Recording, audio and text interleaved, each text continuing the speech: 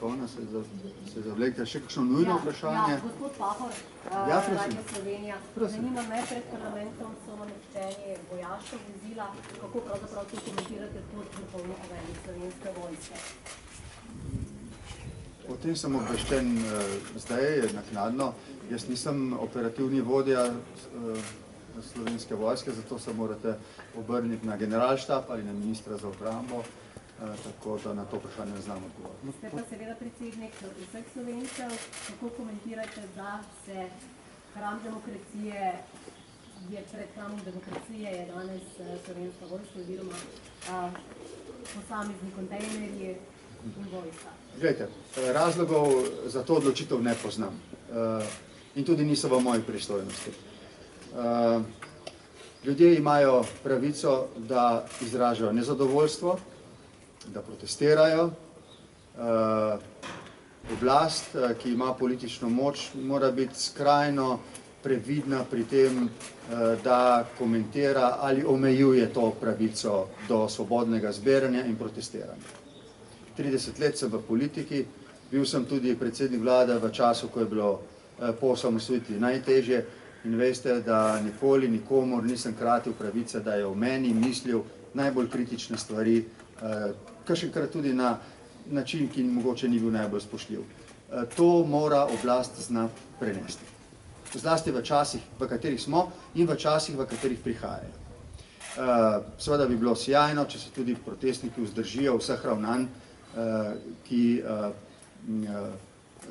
morda kličejo po kakšnem odzivu. Ampak politična oblast mora zaradi svoje moči, ki jo ima, biti zelo, zelo previdna, da ne stori nič, kar bi vzbujalo dodatne sume, dvome, zaupanje. In mogoče ta odločitev, ne vem, zakaj je bila sprejeta, da to pripeljejo vojaška vozila, verjetno zdaj ne poglablja ravno zaupanja, da ne bo slovenska oblast naredila nekaj takega, kar večini ljudi ne bi bilo všeč. Jaz mislim, da ne, kolikor vem, kolikor poznam, kolikor sodelujem z ministrom za obrambo, s predsednikom vlade, mislim, da se to ne bo zgodilo.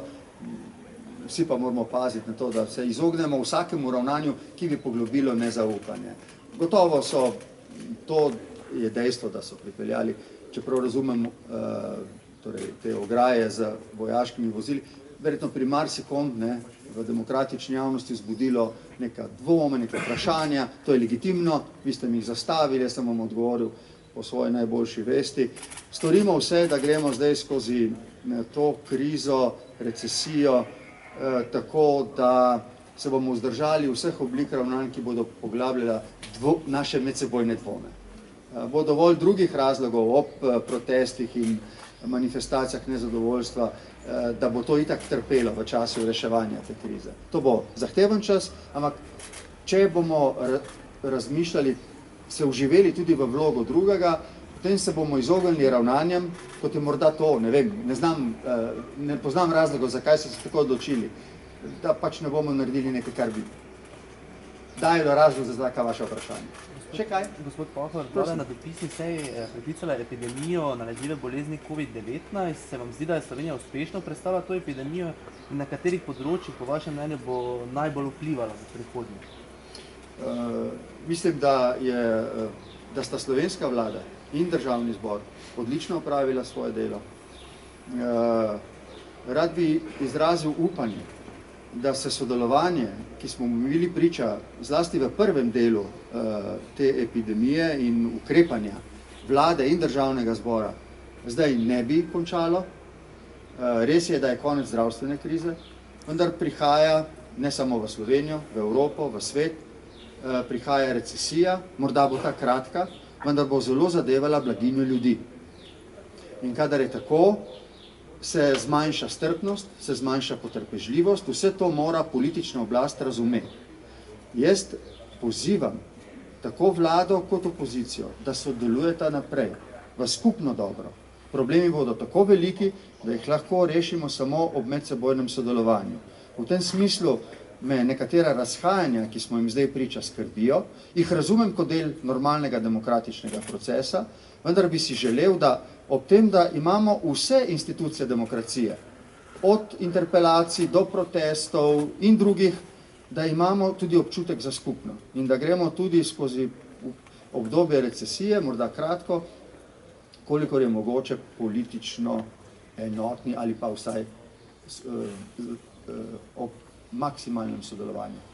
Še enkrat pa pravim, na preizkušnji bo naša potrpežljivost, strpnost, tukaj se moramo sami pri sebi in seveda pri vseh nas potruditi za to, da se skušamo uživeti v vlogo drugega in s tem tudi v svojo vlogo, se izogniti vsakemu ukrepanju, ravnanju ali izjavi, ki bi koga užalila, ki bi koga prizadela in si med sebojno pomagati. Tako bomo ta čas lažje preživeli. Ali lahko sklenem to tiskovno konferenco? Ste karkoli rekli o arbitraži? Ne, danes pa ne, pa tudi mislim, da ni bilo potrebe za to.